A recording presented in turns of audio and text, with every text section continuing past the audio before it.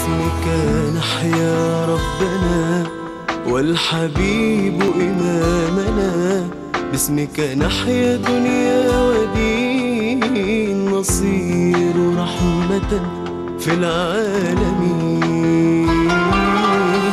باسمك نحيا ربنا والحبيب إمامنا، باسمك نحيا دنيا ودين، نصير رحمة في العالمين.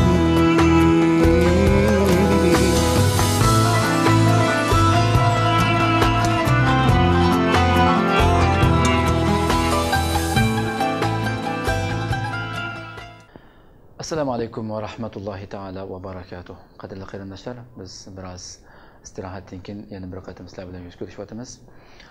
Yana shu kelgan yerimiz bilan davomlashtiramiz. Hamda hozir mavzu Alloh subhanahu va taolani tunishning yo'llari. Allohni tunish dedik ya biz abay. Allohni tunishning yo'llari qaysi? Buning birinchi yo'li Allah subhanahu va taolaning koinotdagi oyatlari, koinotdagi mo'jizalar, bu dalillarga, alomatlarga qarash, nazar silish. Allah Qur'oni Karimda inna fi xalqis samawati wal ard va ixtilafil layli wan nahar la ayatin li ulil albab allazina yazkuruna Allaha qiyaman wa qu'udan wa ala junubihim ويتفكرون في خلق السماوات والأرض ربنا ما خلقت هذا باطلا سبحانك فقنا عذاب النار. Allah bunu deydi qarindoshlar.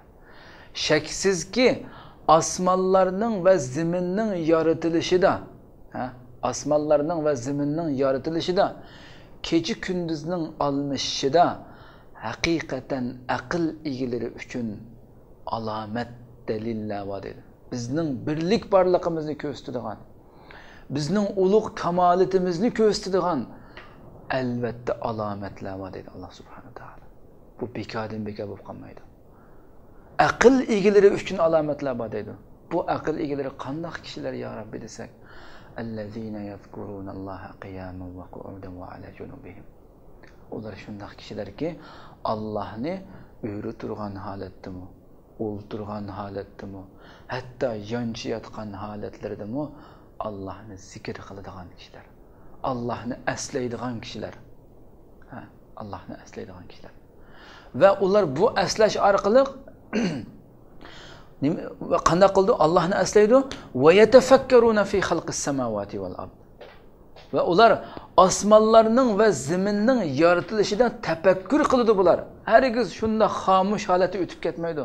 Xomush holatda o'zining ishini qilib yurmaydi. Tafakkur qiladi bu kishilar. Va deydi-ki, Rabbimiz sen buni bekor yaratmading. Ma xalaqta hada batila. Sen buni bekor yaratmading. Sen poktursan, bizni jahannam azobidan saqlagin deb bu duoni qildi deydi. Shuning uchun qarindoshlar, Alloh subhanahu va taolani tunishimiz uchun, Rabbimizni tunish uchun qanday qilishimiz kerak? Bu tunishning yo'li nima ekan degan vaqtda biz cho'qim Allohning mahluqotlaridan tafakkur yurgizishimiz kerak. Tafakkur yurgizishimiz kerak. Oyatda nayt uch qo'shan bir narsa borki, bu yerda shunda inchki bir nuqtaga ishorat qiliqliq bu oyat. Yani mu'min davamlıq Allah subhanahu wa ta'ala haqida tafakkur qildi. Osmon zaminlarning yaratilishida davamlıq tafakkur qildi. Xiyoliga kelib qolganda emas, yoki alohida bir ish bo'lganda emas. Davamlıq mu'minning va yatafakkarun deb yatafakkarun deb kelishi fe'l mudori shaklda, fe'lning hozir zamon shaklida kelishi tilg'ilinishi bu yerda, ya'ni mu'min davomli holatda Alloh subhanahu va taolani, Allohning mahluqotlari, osmon zaminning yaratilishi bu haqida tafakkur qiladi deganga ishorat qilyapti bu yerda. Shuning uchun har bir mu'min, men Rabbimni bilaman degan mu'min, Rabbimni tunuvchi degan mu'min u nima qilish kerak? Allah subhanahu va taolaning mahluqotlarida tafakkur yurgizishi kerak, o'ylanishi kerak. Allohdan boshqa hammasi Allohning mahluqotlari.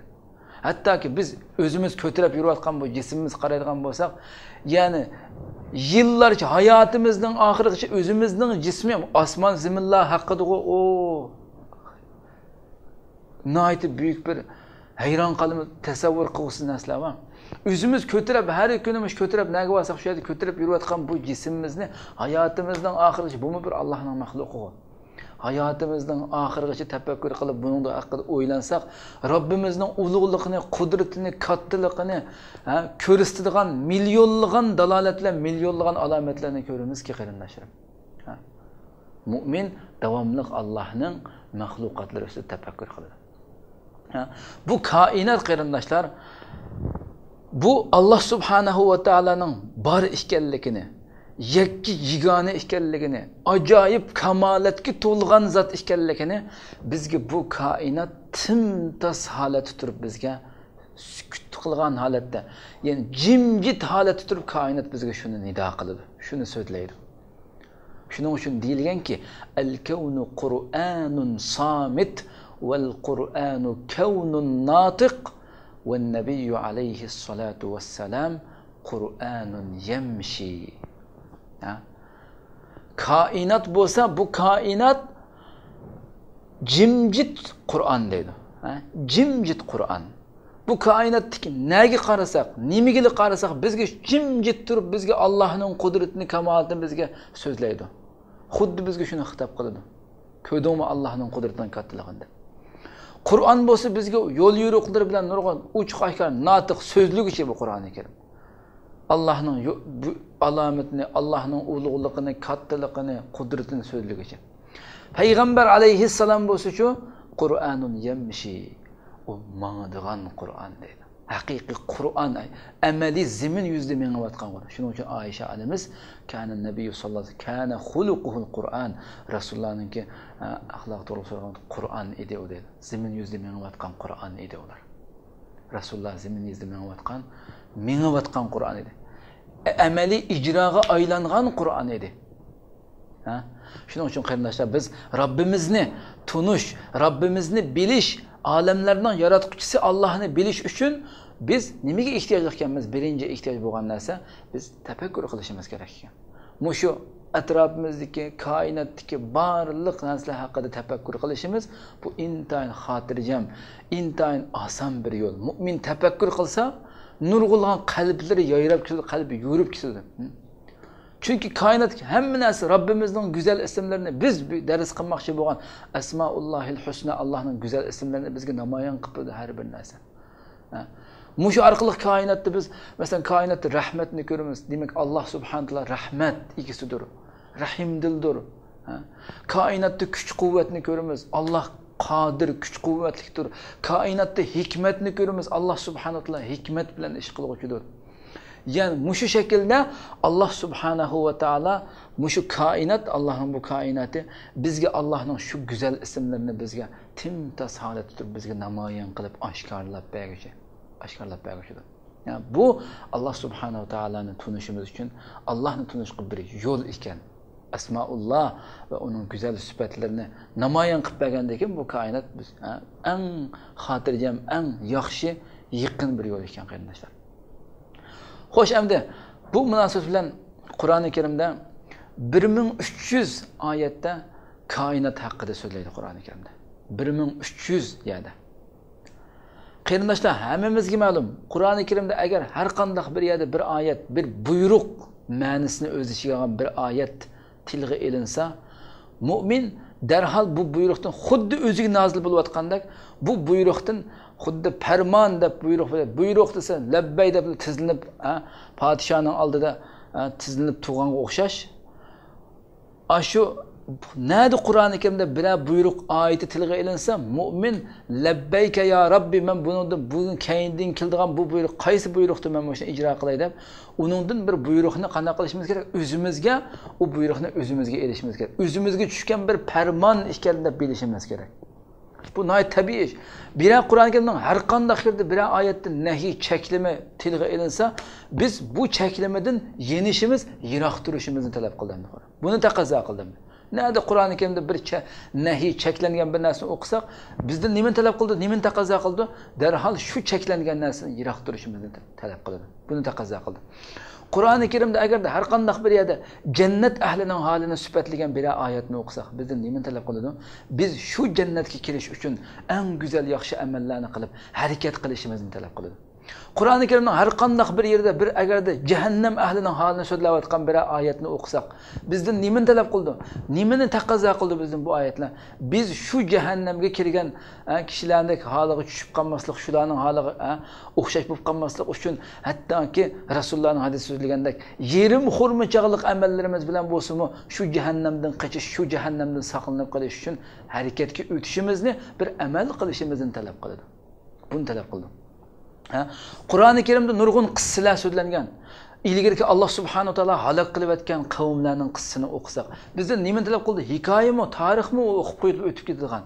Yo'q, balki Allah subhanahu taala bu yerdan har bir mu'mindan sen mu'min, sen shu Allah halak qilib o'tgan, shu halak qilingan shu qavm qilib qolgan amallardan, shu qavmga o'xshash insonlardan bo'lib qolishdan hazar aylab ularning amallarini, ular qilib qolgan shu amallardan yiroq kechish, ularga o'xshash bo'lib qolmaslik uchun bir ular ibrat elib bu qissalardan ibrat elishimizni, ularning ahvolidan, ular qilgan ishlardan yiroq turishimizni talab qiladi. Buni taqozo qildi Qur'oni Karimdagi oyatlar. Xo'sh, bu yerda bir savol keladi-ki, xo'sh, Qur'oni Karimda 1300 yerda koinotga ishorat qilgan, insonning yaratilishiga ishorat qilgan bu oyat tilga ilinibdi 1300 yerda. Bizdan nima talab qildi bu? Yani bu shuna ishorat qilib o'tib ketishlar bilan ish tugamdi, ha? Bizdan nima talab qildi bu ishorat qilingan narsalar? Ha? Bizdan mushu osmon zaminning yaratilishi haqida, bu mahluqotlar haqida, mushu koinot haqida tafakkur qilishimizni talab qildi bu qarindoshlar. Ha? Tafakkur qilishimizni. Shuning uchun oyatni yana bir qatim o'qiymanki qarindoshlar, yana bir qatim o'qiymizki, inna fi xalqis samawati val ardi va ixtilafil layli wan nahar la ayatin li ulil albab allazina yadhkurunalloha qiyaman wa qu'udan wa ala junubihim wa yatafakkaruna fi xalqis samawati val ard rabbana ma xalaqta hada batilan subhanak faqina azaban nar. Allahu akbar. Allahu akbar.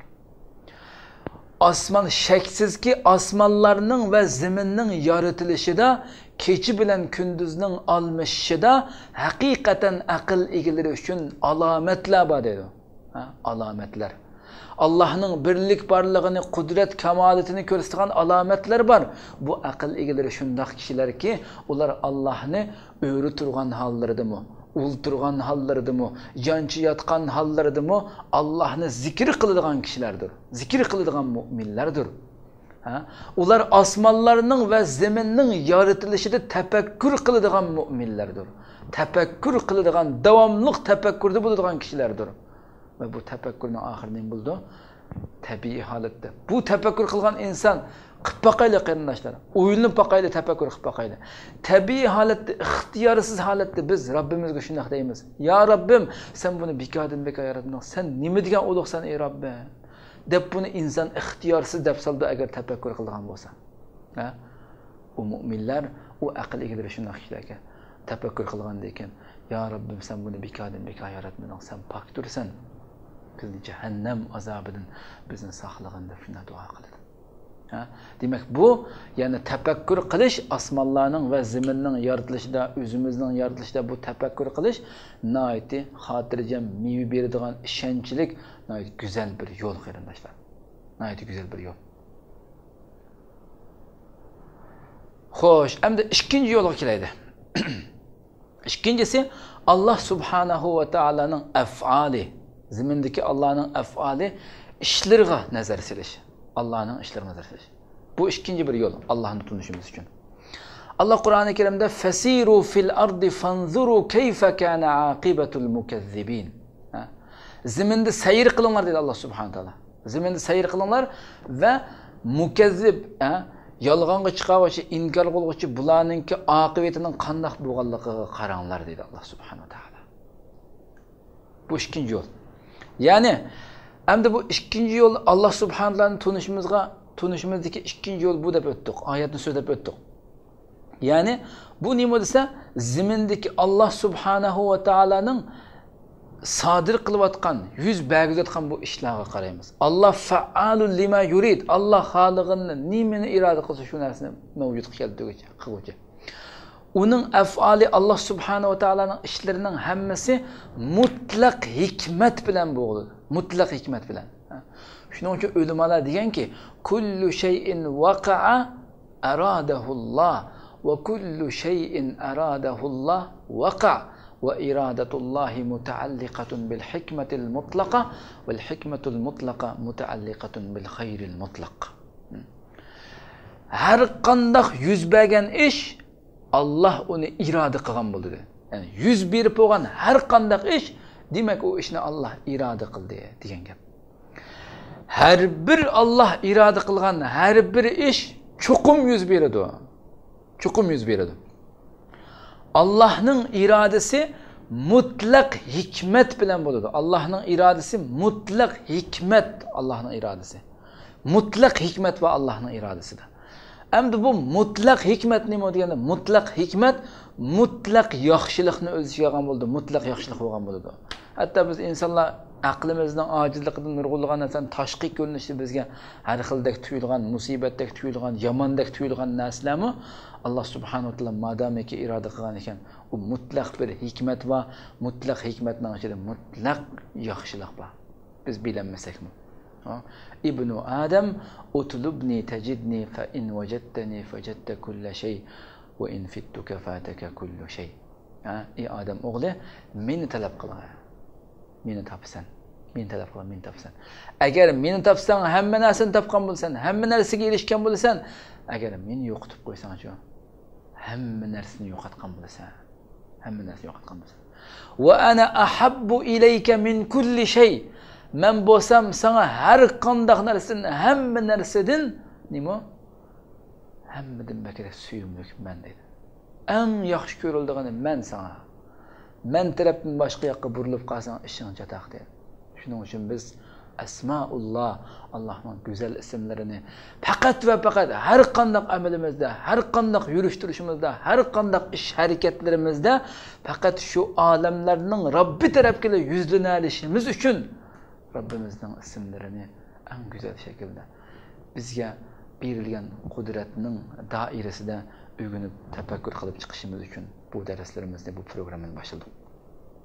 Alloh bu she'rni so'zlagan shoirga Alloh rahmat qilsinki, "Falau shahadat aynaka min husnina allazi ra'awhu lama wallayta 'anna li ghayrina wa law sami'at uzunaka husna khitabina khala'ta 'anka thiyab al-'ujb wa ji'tana wa law zuqta ta'ma al-mahabbati dharratan 'adharta alladhi adha qatilan bihubbina wa law nasamat min qurbina laka nasmatun lamutta ghariban wa ishtiyaqan biqurbina."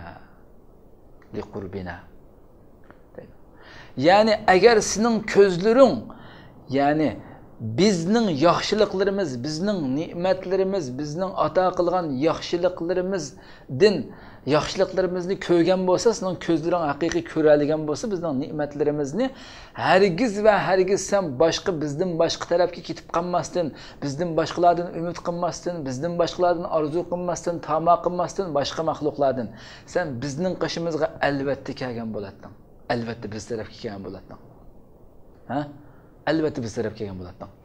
Agarda sening quloqlaring bizning go'zal xitoblarimizni anglagan bo'lsa, bu she'rning, bu beytning ma'nosi, agar quloqlaring bizning xitobimizning go'zalligini, bizning nido chaqiriqimizning go'zalligini anglagan bo'lsa, haqiqiy ravishda sen o'zingning ustidan bu o'zingdan ajablanish, o'zingdan hayron qilish, bu hayron qilish, men degan qanday shaxs deb bu o'zingdan faxrlanish, bu kiyimini sen selib tashlab etib bizning qishimizga kelgan bo'lading. Bizning qishimizga kelgan bo'lading. Agarda sen bizning muhabbatning ta'mini zarrichaqliq tetigan bo'lsang, muhabbatning ta'mini zarrichaqliq tetigan bo'lsang, bizning yo'limizda biz uchun jinini qurbon qilib atgan, jinini sep berayotgan bu kishilarga uzr, haqiqatan uzr qabul qilgan bo'ladi. O nimishqi jinni sepirdigan, nimishqi butul hayotini vayron qilgan demaydi. Bizning muhabbatimiz uchun jinini seppagan, hayotini qurbon qilgan bu kishilarga hayron qilmagan bo'ladi. Chunki ular bizning muhabbatimizni tetiganligi uchun ana shunday qurbonliklarni beradigan. وَلَوْ نَسَمَتْ لَكَ مِنْ قُرْبِنَا لَكَ نَسْمَةٌ لَمُتَّ غَرِيبًا وَاشْتِيَاقًا لِقُرْبِنَا. Agarda bizning bizga yaqin bo'lish, bizga yaqin bo'lishdan iborat bu mayin shamol deydi masalan nasama bir shunchalik biz tarafga yaqin bo'ladigan bir yaqin bo'lishga elib boradigan bir mayin shamoldek bir kichik bir narsa sen purab qolgan bo'lsang, bu shamol sen kelib qolgan bo'lsa, sen bizga yaqin bo'lish uchun, biz tarafga yaqinlashish, bizning roziligimizga erishish uchun sen g'erib holatda dunyoda ishtiyoq muhabbat bog'lab turib o'lgan bo'lading dedi. Shu Robbimga yaqin bo'laychi, shu Robbimning roziligiga erishaychi, shunga yaqin bo'lsam, menga boshqasi hammasi nol deb, sen dunyoda g'arib holatda, miskin holatda, xuddi oshiq bo'lib, birisiga oshiq bo'lib dunyodan sarson bo'lib vayron bo'lib ketgandek, o'sha ishtiyoq muhabbat bog'lab g'erib holatda o'lgan bo'lading. Qarindoshlar, mana bu Robbimizni tunisak, Robbimizni haqiqiy ravishda bilsak, andin maydonga kelgan narsa. Andin maydonga kelgan narsa. Endi bu yerda nihoyatda muhim bo'lgan islomdagi 4 intayin eng asosliq muhim bo'lgan 4 sahaba. Buning ichidagi birinchisi eng xatarlik bo'lgani aqida sohasi. Aqida sohasi. Hammamizga ma'lum bo'lgandek, islom inson uchun hayot haqida, inson haqida, bu koinot haqida nihoyatda chunqur, inchga, bir-birisiga nihoyat zich bog'langan go'zal bir fikr, tasavvurni sunadi islom. Buni taqdim qiladi. Shuning uchun mu'min Qur'oni Karimni o'qigan hamon, bu Qur'oni Karimni o'qigan mu'min, buni tushungan mu'min o'zini shu narsaning oldida his qiladi. Bu Qur'oni Karim o mu'minga intayin chunqur palpatish ma'lumot vermaydi Qur'oni Karim. Mu'minga nihoyatda chunqur, inchga, nihoyat bir-birisiga zid emas, bir-birisiga nihoyat zich bog'langan eng mukammal bir uchur tasavvur beradi. Bu hayoti dunyoning sirini, nima uchun bu yerda musibatlar keladi insonga, nima uchun musibat va nima uchun kasal va kasal nima uchun, bu hayoti dunyoda nima uchun yashaymiz, nima uchun biz bu dunyoda, nima uchun o'lim bor, o'limdan keyin nima bor, o'limdan burun nima bo'ladi, nima qilish kerak, nadan keldik, naga qarab ketyapmiz, nima uchun bu yerda insonda masalan aqida jihatdan, e'tiqodiy jihatdan bir xil xotirjamlik insonda paydo bo'ldi.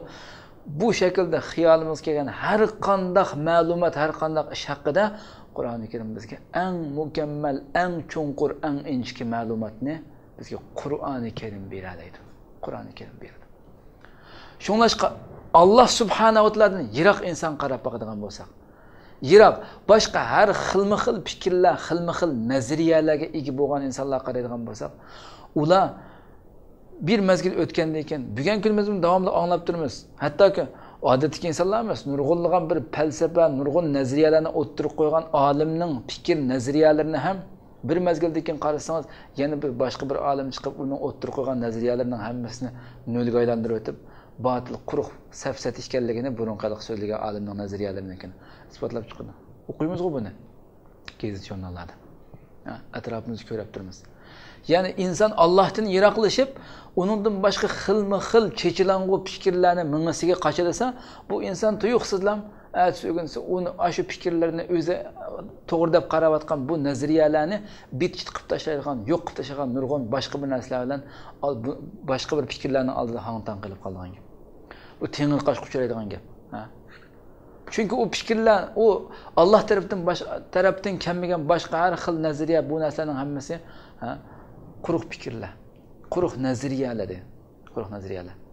Ammo iymon, mu'min Alloh subhanahu va taologa iymon etgan, Allohning diniga, uning programmasiga iymon keltirgan, uning diniga e'tiqod qilgan bir mu'min, bu mu'min bu Qur'oni Karimni o'qigandan keyin, bu Qur'oni Karim uningga shu koinot haqida, hayot haqida, eng inchga, eng zich, eng chunqur ma'lumotni go'zal bir tafsir beradi bu Qur'oni Karim. Eng inchki nuqtadan beradi. Hiçbir zaman qanday qildi bu mu'min?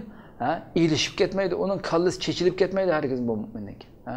İnsanın haqiqati nima, dunyo haqiqati nima, dunyo hayotining haqiqati nima, bu inson bu dunyoda nima qilishi kerak, qanday qilsa g'alabaga erishadi degandek bu narsalarga eng go'zal shaklda bu din, bu Qur'oni Karim bizga ma'lumot beradi, tushuncha beradi. Shuning bilan qanday qildi? Bu to'g'ri yo'ldan olgan tushunchasi bilan mu'min dunyo va oxiratda baxt, saodatga, baxtli nimaga erishadigan gap. Shuning uchun birinchi soha, islomdagi birinchi eng muhim bo'lgan soha aqida sohasi dedi. Aqida sohasi. Bu aqida sohasida xatolashish, bu yerda xatolashib ketish, bu tuzalmaydigan, o'ngshug'ul bo'lmaydigan xatolikka kirib qoldik degan gap.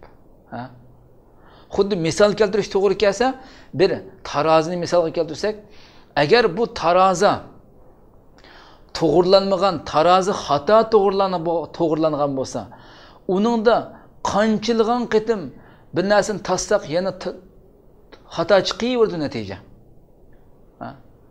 Ammo lekin tarozi to'g'ri bo'lib, mizon to'g'ri bo'lib, to'g'ri bo'lsa-chi, bir inson ba'zi vaqtda nomerni xato ko'rib qolishi mumkin o'lqa tarozining ustidagi. Ba'zi vaqtda ya ortiq tatib qilish yoki oz tatib qo'yish mumkin. Bu bir qancha qitimda takrorlandi. Lekin davomli takrorlanmaydi. Tarozi muhimi, tarozi sog'lom bo'lsa. Bir qancha 10 qitim ketib qolgan, xatolashib qolgan taqdirdami bu davomlashmaydi. Ammo tarozi xato bo'lsa-chi, u million qitim onunda minglagan qitim taslim o'pmoqshash. Shuning uchun insonning 1000 qitim ig'irlik xatolashib qilishi, shu mizon tarozida xatolashib qilishdan afzalroq qarindoshlar. Yani bu degan nima degan gap desa, ya'ni bir insonning mesela nurg'ulg'an hayotimizdagi nurg'ulg'an amallarimizda minglagan qitim xatolashib qilishimiz bu mumkin xatolashib qilishimiz. Ammo eng muhim bo'lgan aqidada xatolashib qilishimiz uchun, buningda xatolashib qolib qolsak, eng cho'ng xatar bu yerda. Chunki bizning aqidamizda xatolashib qolgan har qanday uning keynidan kelgan amallarning hammasi shu aqidaga munosib, xuddi taroziga o'xshash narsa bu. Bu agarda aqidamiz mazmut, to'g'ri asosga tiklangan bo'lsa, to'g'ri bo'lgan bo'lsa, bunun keynidan kelgan amallar hammasi to'g'ri chiqadi. Albatta inson bo'lish ustidan nurg'ulg'an ba'zi xatoliklarga kirib qolishimiz mumkin. Ammo lekin takrorlanmaydi. Aqida modomiki sog'lom bo'lgandan keyin. Ammo bu aqida buzuq bo'lib qolgandan keyin, chataq bo'lib qolib qolsa, buning keynidan xuddi buzuq bir tarozida, to'g'rilanmagan tarozida million qitim bir narsani tassaqmi, o'xshash xato chiqaverganiga o'xshash aqida buzuq bo'lsa-chi, uning keynidan kelgan amallar hargiz o'ngshalmaydi. Davomli xato chiqaveradigan gap. Çünkü aqidadagi, u insonning fikridagi, bu aqidadagi tushunchasi, e'tiqodidagi xatolik bizning bevosita hayoti dunyodagi sulukimiz, hayoti dunyodagi amal ish harakatlarimizga bevosita ta'sir ko'rsatadi bu. Ta'sir ko'rsatadi. Agarda insonningki e'tiqod qilayotgan, inson to'g'ri deb qarayotgan bu tushuncha, fikr, e'tiqodi insonning sulukiga, ish harakatlariga ta'sir ko'rsatmaydigan bo'lsa, sen nimani e'tiqod qilgan bo'lsang, hayotda nimani e'tiqod qilsang degidi ulatdi. Lekin insonning e'tiqodi bir narsani to'g'ri deb qarashi, xato deb qarashi bu insonning hayoti dunyodagi ish harakatlariga bevosita ta'sir ko'rsatadi ekan. Bevosita ta'sir ko'rsatadi.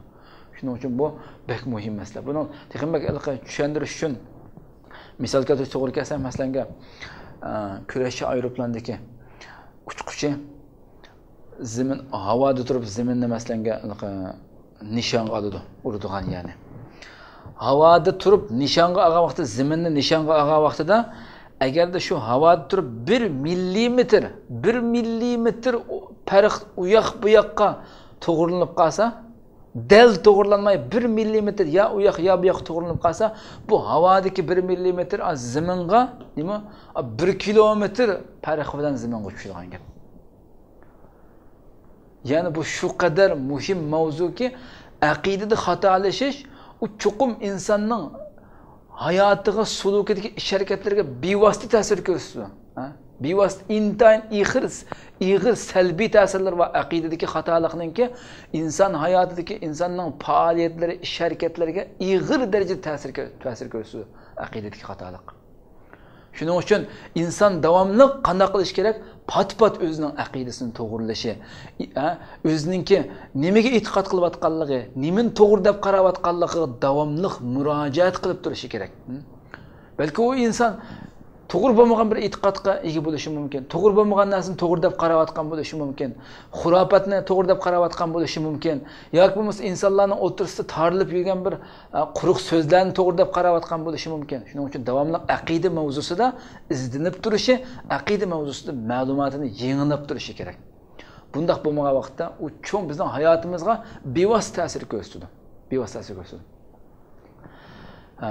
Agarda yana bir inchki nuqta shuki, agar Alloh subhanahu va taolo insondan, chunki aqidani muhim deb deyishimizga maqsad, agar insondan Alloh subhanahu va taolo aqidani taqlid qiluvchini ham aqida jihatda taqlid, muqallid, ya'ni taqlid qiluvchini qabul qildigan oshib qolib qolsa, zimindagi barliq ezib ketgan bu ozg'un ishlarni qilayotganlarning hammasi Alloh subhanahu va taoloning dargohida maqbul kishilarning qatoridan bo'lgan bo'ladi. Ha? Zimindagi barliq azg'unlar Alloh dargohida maqbul kishilardan bo'lgan bo'ladi. Maqbul kishilardan. Chunki Alloh subhanahu va taolo Qur'oni Karimda aytadiki, "Fa'lam annahu la ilaha illalloh." Ha? Taqlid qilish mumkin emas, taqlid qabul qilmaydi aqida degan bu oyat sura Muhammaddagi bu oyat nihoyat go'zal shaklda bizga shuni bildirdi. Bilgin dedi. Uningdan boshqa Allohdan boshqa ilohning yo'q ekanligini bilgin dedi. İlmi noktadan, ilim cihetten, ilim bilen bilişin gerek bunu dedi. Herkes bir yerde kallid ennehu la ilahe taklit kığın diyen gap yok bir yerde. Fa'lem bilgini, ilim bilen bilişin gerek bunu. Hakiki bilişin gerek. Ha? O taklit kılış, akideti taklit kılış, rad kılındı diyen gap bu. Herkes kabul kılınmaydı diyen bir narsini bizge Allah subhanahu wa ta'ala bu ayeti şunu söyleyip berdi. Fa'lam ennehu la ilahe illallah. İkinci nokta, ikinci saha olsa, İslam'daki 4 intayin muhim saha dedik. İkinci saha ibadet sahası. İbadet. Hoş, hem de ibadetteki asli nasıl nimo? İbadette aslında mesela bir insan herkes mi halıganca, özü bilgençe ibadet kılamaydı. İbadette asli nasıl? Delil, keskin delil, kat'i bir delil kemmegeçe hiç qandaq bir insanın ki ibadetini özü xalıgancha qilib verishi mumkin emas. Cheklim dona. Al-aslu al-man'u wal-hadar. İbadette asli narsa nima deganda cheklash. U faqat illaki bir dalil kelib, uningga qat'iy bir isbotlangan bir oyat, hadis, dalil kelmagicha xalıgancha bir inson ibodat qilmaydi. Dalil bilan shar'iy yo'lga qo'yilgan gap. Chunki ibodatlar degan nima bo'lsa, qurbatun ilalloh, Alloh subhanahu va taologa yaqinlashtiradigan narsa ibodatlar. Allah azza va jalla deydi-ki: "Va ma xalaqtul jinna val insa illa liya'budun." Men inson bilan jinni menga ibodat qilish uchun yaratdim dedi. İbadet degan bizning mushu dunyoda mavjud bo'lib turishimizning sababi, balki siri, dunyodagi mavjudiyatimizning siri ibodat. Siri. Lekin bu ibodatlar degan nurg'un algizman tar doirada tushunsak bo'lmaydi. Boshda biroz so'zlab o'tgan bo'ldik. Nihoyatda inchga va kengri doiralarga ega deb so'zlab o'tdik qarindoshlar. Uning nihoyatda kengri tushunchalari bor deb o'tdik. Ibodat inson mushu dunyoda inson hayotli bo'lib, dunyoda nagili bo'lsa, qayerga bo'lsa, butkul vaqtlarimizda, har bir ahvolimizda, har bir ish harakatlarimizda inson bilan birga aylanib yurdi bu ibodat ishlari. Nurg'unlagan ishlar. Xo'sh, bu ibodat mavzusidagi eng xatarlik narsa. İbadet mavzusidagi eng xatarlik narsa, bu yerda ibodatlarni masalan al-ibadatu sha'iriyya va ta'amuliyya deymiz masalan. İbadet masalan namoz, roza, hajga o'xshash bu shakldagi ibodatlar bor va muomala jihatdagi ibodatlar bor. Muomala jihatdagi. Bu insonningki muomala jihatdagi ibodatlari, muomala jihatdagi ibodatlari to'g'ri bo'lmay turib, u insonning sha'iri masalan diniy faoliyatlar bilan ijro qilingan namoz, roza, hajga o'xshab bu amallarning hech biri qabul qilinmaydi. Qabul bo'lmaydi. Qabul qilinmaydi. Faqat ta'amuliyya, ya'ni muomala ibodatlari to'g'ri bo'lgandan keyin, sog'lom bo'lgandan keyin andin uningki bizningki sha'iri namoz, roza, hajga o'xshab bu amallarimiz, bu ibodatlarimiz qabul bo'ladi Allohning dargohida. Shuning uchun payg'ambar sallallohu alayhi va sallam deganki, "Atadruna manil muflis" degan sahobalarga. Muflis deganning nima ekanligini, kim ekanligini bilamsizlar dedi Rasululloh. Deganda sahobalar dediki, "Al-muflisu fina ya Rasululloh, man la dirham lahu va la dinara va la mata'." Muflis degan bizning ishimizdagi muflis ya dirham, ya dinar, ya matas bo'lmagan, hech bir narsa bo'lmagan, bir noyati kambag'al bir insonni biz muflis deymiz ya Rasululloh degandan keyin payg'ambar alayhissalom deganki, al-muflisu min ummati yawmal qiyamah man ya'ti bi salatin wa siyamin wa zakatin. Mening ummatimning ichidagi muflis degan shunday kishiki, u qiyomat kuni namoz bilan keladi Allohning dargohiga. Qiyomat kuni namoz bilan keladi, ro'za bilan keladi, zakat bilan keladi qiyomat kuni. Va ya'ti lekin ويأتي قد شتم عرض هذا وقذف هذا وأكل مال هذا وضرب هذا فيقعد فيقتص هذا من حسناته وهذا من حسناته فإن فنيت حسناته قبل أن يقضى ما عليه أخذ من خطاياهم فطرح عليه ثم طرح في النار. مسلم أبو هريرة رضي الله عنه رواية حديث. Rasululloh deydi-ki, muflis degan mening ummatimdagi muflis qiyomat kuni shu namoz, ro'za, zakat bilan keladi.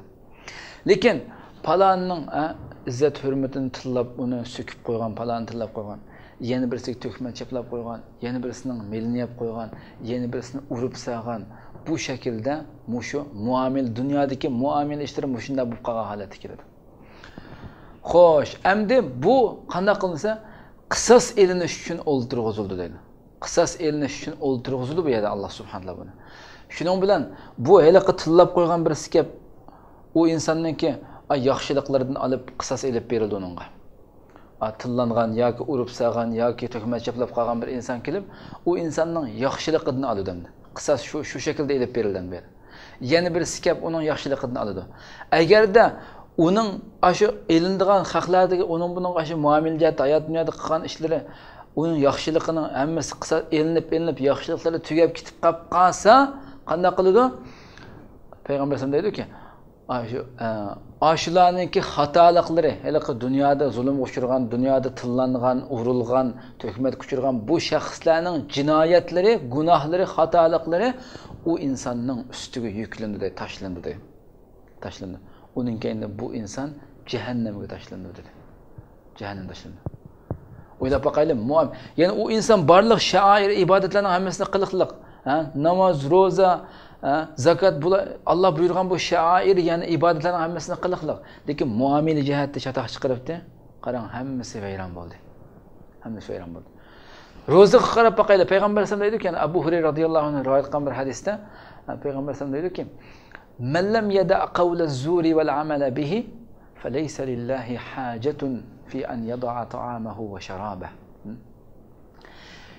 Kimiki yolg'on aytishni va yolg'onga amal qilishni yoki yolg'on guvohlik berishni va shuningga amal qilishni tashlamasa, bu yolg'onchilik bu ishlarni Alloh subhanahu va taolaning u insonning yemak ichmagidan tashlab tutgan ro'ziga ehtiyoji yo'q deylik. Ya'ni bu yolg'on muomala berish, yolg'on guvohlik berish, shuningga amal qilish yoki yolg'onchilik qilish hammasi insonning hayoti dunyoda muomalasi bo'lgan ishlar. Muomala jihatdagi ibodatlar bu. Bu shaklda to'g'ri mustaqim bo'lmasa, uningki Alloh buyurgan o ro'zani tutishga hech bir hojat yo'q Alloh subhanahu va taolaning deydi. Qabul bo'lmaydi o. Sen mustaqim bo'lmay turib qabul bo'lmaydi o. Muomala jihatdagi hayoti dunyoda mustaqim bo'lmay turib qabul bo'lmaydi. Haj masalasiga kelsak, man hajja bimalin haram va wada'a rijlahu fi rikab va qala labbayk Allohumma labbayk yunada alla labbayka wa la sa'dayka wa hajjuka mardudun alayk. Asarda shunday kelgan. Kimiki harom mol bilan haj qilsa, haj bir sha'ir ibodat. Harom mol bilan qilsa va o'zining shu ulug'ga safar qilgan narsaga minib bo'lgandan keyin ya labbayk Allohumma labbayk deb duo qildi mesela. Ya Alloh, men sana keldim deb duo qildi. Shunday nido qilindi-ki bu shaxsga, sen hargiz xo'sh kelmadingsan. Sen sana hech qanday bir baxt saodat bu yerga xo'sh kelding deb sana unda qarshi elish yo'q sana. Sening hajjing sana mardud, sana rad qilingan, sana qaytirib berildi dedi. Yani muamele jihatdagi ish pok, mustaqim, to'g'ri bo'lmay turib, har qanday sha'ir amalning qabul bo'lmaydiganligi nurg'unlagan hadislarni keltirishimiz mumkin. Shahadatu an la ilaha illalloh, la ilaha illallohni, yani insonni mu'min qiladigan la ilaha illalloh haqida kelsak, man qala la ilaha illalloh bihaqqiha dakhalal jannah. Qila wa ma haqquha? Qala an tahjizahu an maharimillah. Kimiki la ilaha illallohni haqqi bilan desa jannatga kiradi dedi. Haqqi nima deyilganda, u haqqi la ilaha illallohni haqiqiy deyilgan kishi agar deyilgan bo'lsa, Allah haram qilgan narsadan u insonni to'sib qoladigan bo'lsa la ilaha illalloh deganda ekan, ha? To'sib qoladigan bo'lsa, undan keyin u haqqini ado qilgan haqiqiy la ilaha illallohni deyilgan kishi bu dedi. Ha? Demak, qarindoshlar, xulosa nima deganda, bizningki namoz, roza, haj, zakat bu shoir amallarimizning hech biri agarda bizning hayotiy dunyomimizdagi muomala amallarimiz to'g'ri sog'lom bo'lmaydi ekan, qabul bo'lmaydiganligidan iborat bir haqiqatni maydonga keltirib, maydonga namoyon qilib bizga. Xo'sh, 3-chi soha nima deganda, muomala sohasi. Ja'far, Sayyiduna Ja'far radhiyallohu anhu. Bu sahobadan Najashi o'z vaqtida islom haqida so'ragan vaqtida nima deb javob berdi? Buni bir deb boqaylik. Najashi islom haqida so'ragan vaqtida nima deb javob bergan? Deganki, ayyuhal malik, ey podshoh, kunna qawman ahla jahiliyya na'budu al-asnam wa na'kulu al-mayta ونأتي الفواحش ونقطع الأرحام ونسيء الجوار يأكل القوي منا الضعيف فكنا على ذلك حتى بعث الله إلينا رسولا منا نعرف نسبه وصدقه وأمانته وعفافه فدعانا إلى الله لنوحده ونعبده ونخلع ما كنا نعبد نحن وآباؤنا من دونه من الحجارة والأوثان وأمرنا بصدق الحديث وأداء الأمانة وصلة الرحم وحسن الجوار والكف عن المحارم والدماء ونهانا عن الفواحش وقول الزور وأكل مال اليتيم وقذف المحصنة وأمرنا أن نعبد الله وحده لا نشرك به شيئا وأمرنا بالصلاة والزكاة والصيام. deb javob bergan. Sayyiduna Ja'far radhiyallohu anhu Najashiga, ey podshoh, biz jahiliyat ahlidan bo'lgan bir qavm edik. Shunday bir millatdik. Butga ibodat qildik, butlarga ibodat qildik. O'likni yeydik, o'lik hayvonlarning go'shtlarini yeydik. Va fohisha buzuq ishlarni qildik. Sil rahim, urug' tuqqanchilik bu munosabatlarni uzatdik biz sil rahimni. Va qo'shnilarchilikqa askilik qildik, yomon muomala qo'shnilarchiligimizni aytib nachar dedi. Bizning ishimizning kuchlik ojizni yeydi. Ha? Qaysimiz kuchli bo'lsak ojizni bo'za qilib yeydik. Biz ana shunday holatda yashadik, hattoki Alloh subhanahu va taolo bizga bizning ishimizdan biz uning nasibini tunuydigan, rostchiligini tunuydigan, omonatdorligini, pokligini tunuydigan birsini chiqarib bizning ishimizdan bizga payg'ambar qilib abatdi. Biz shu payg'ambar qilib abatkichi mushunday holatda yashagan edik deydi. Ya, mushunday holatda yashagan edik. Endi bu kelgan payg'ambar bizga nimani buyurdi deganda, bizga rost gap qilishni o'rgatdi dedi. Rost gap qilishni, omonatni ado qilishga buyurdi bizni. Sil rahim qilishga buyurdi bizni. Sil rahimni qilishga buyurdi. Va qo'shnilarchilikqa, qo'shniga yaxshi muomala qilishni buyurdi. Va Alloh harom qilgan narsalardan va qondan o'zimizni yig'ishga, buningga tajovuzchilik qilmaslikka buyurdi va yaxshi qo'shnilarchilik qilishga buyurdi. Va bizni buzuq ishlarga, fohisha ishlarga yaqin kelishdan bizni chekladi. Yolg'on gap qilishdan, yetimning melini yeyishdan, pok ayolga, pok beg'ubar pok ayolga tuhmat chaplashdan chekladi va bizni yolg'iz Alloh subhanahu va taologa ibodat qilishga, uningga hech bir narsani shirik keltirmaslikka buyurdi va bizni namozga, zakatga, ro'zaga buyurdi deb bu so'zni Najashiga shunday degan. Demak, islom nimaga qarindoshlar? Islom bir axloq majmuasiga qarab boqaylik. Ya nurg'unlig'an shu qadar go'zal axloqlar to'plangan bir majmua bir. Shuning uchun al-iymon shuning uchun deyilganki, ulamolar deganki, al-iymon huval xuluq va man zada alayka fil xuluqi zada alayka fil iymon dedi. Iymon degan axloqdan iborat bo'ladi. Axloqlar bu axloqdan iborat. Kimki sana axloqni ziyoda qilsa, o sana iymonni ziyoda qilgan bo'ladi. İmanını ziyoda qilgan bo'ladi. Bu 4 sohaning ichidagi birinchisini aqida sohasi, ikkinchisini ibodat sohasi, uchinchisini muomalat sohasi dedi. Ulamolar shuning uchun shunday deganki, tarku daniqin min harom xayrun min 80 hajjatin ba'da al-islam. Ya'ni bu daniq degan bir dirhamning oltidan biriga teng narsa. Shunchalik kichik hamda tilg'og'siz bir narsa. Ya'ni shunchalik haromdan shunchalik narsani tashlash İslamdan keyin 80 qitim haj qilgandan yaxshiroq deydi. O'ylab boqaylar. Yana bir asarda shunday kelganki, "Vallahi la an amshiya ma'a akhin fi hajatihi khayrun li min siyami shahrin wa atikafi fi masjidi haza."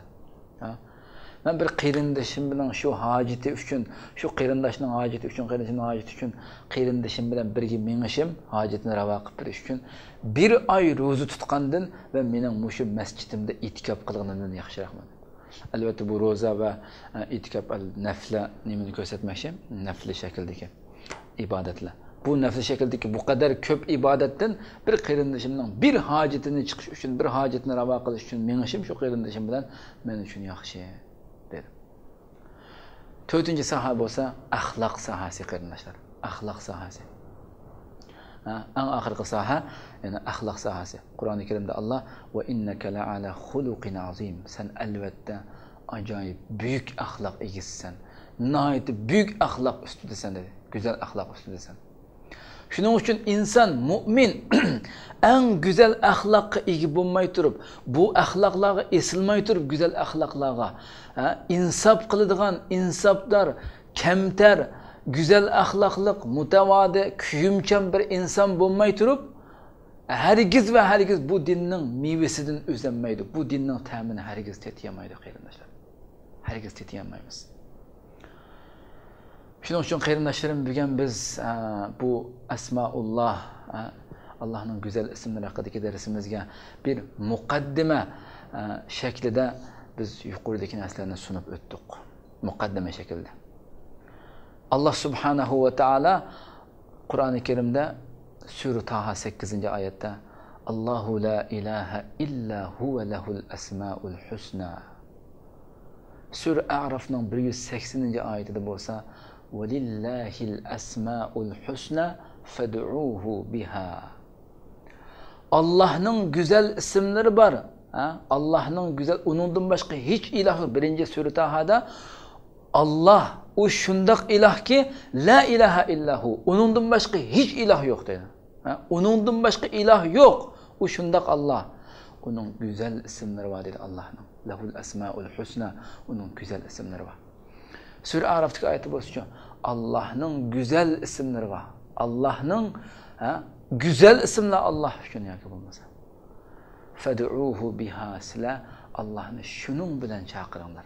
Şunun bilen Allah'a yüzülünler. Şu isimler bilen Allah'a dua kılanlar. Şu isimler bilen Allah'tan tilanlar degen bu yol yoruqunu bir vardı. Peygamber aleyhisselam hadisede inna lillahi 99 اسما 100 إلا واحدة من أحصاها دخل الجنة. Peygamber sen bu hadiste muttefakun aleyh bulan hadis. Yani Allah subhanahu ve ta'ala'nın 99 ismi var. Yani 100, bir ikem 100, 99 ismi var. Kimi ki men ahsaha, kim ki bunu ihsa kılsa, biz bunu bugünkü dersimizde to'xtalib bulamaymiz ihsanın ma'nosini. Bu herkes aldıdın deb qo'yay, herkes bu ihsa sanash emas, ya deb qo'yish emas, yoki bo'lmasa güzel g'ingshib o'qib bergan bu narsani anglash emas. Kimiki bu 99 ismni ihsa qilsa jannatga kiradi dedi. Buning ma'nosini inshaalloh biz oldimizdagi darsimizda mushu hadis va yuqoridagi ikki oyatning sharhisini nima ma'niga ega ekanligini haqiqiy ravishda to'xtalib o'tamiz. inshaalloh bugun vaqt yetmaganligi uchun uni to'xtalmaymiz. Inshaalloh kelar soatda, kelar qitimliq darsimizda inshaalloh buni go'zal shaklda tushuntirib o'tamiz. Oxirida hamda qarindoshlar, chuqur bu yerda shu programmani chiqarish uchun menga hamkorlashgan, yordamda bo'lgan mushadiki xizmatdoshlarimdan boshlab barliq ustozlarim bo'libmi, bugun shu darsimizda, buningdan keyingi darsimizda inshaalloh biz muhtaram dağınlıq İslam dünyasida tanılgan nayeti köp, nayeti isil bilimler arqılıq İslam ümmetiga heli ham nurg'un uzuq ruhi uzuq berib atgan dağınlıq alim ustozim shunaqla Şeyh Muhammad Ratib An-Nabulsininki Asmaullahil Husna nomli bir majmua, nayeti güzel isil tuzilgan bir kitobi. Allah subhanahu va taala xolisa shu kitobni asos qilgan asosda shuni shuni bir tushuntirgan asosda inshaalloh darsimizni davomlashtirib boramiz.